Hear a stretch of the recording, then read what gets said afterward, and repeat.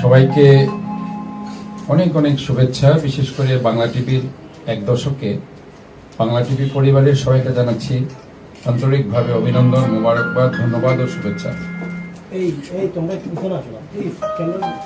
সংবাদ মাধ্যম হচ্ছে এটা জাতির দর্পণ। আমরা যদি এই মাধ্যমটি সত্যি কথা যদি আমরা না লিখে যদি একটা মিথ্যাচার করি, তখন কিন্তু একটা জাতি, একটি শহর, একটি রাষ্ট্র ধ্বংস হওয়ার জন্য আমরা অনেকটাই দায়ী থাকি। The pen is the mightier than the sword. একটা বশির চাইতে অনেক বেশি শক্তিশালী, এই জন্যই বলা। আমি একটু কলমের কালি দিয়ে অনেক কিছুই করে যেতে পারবো।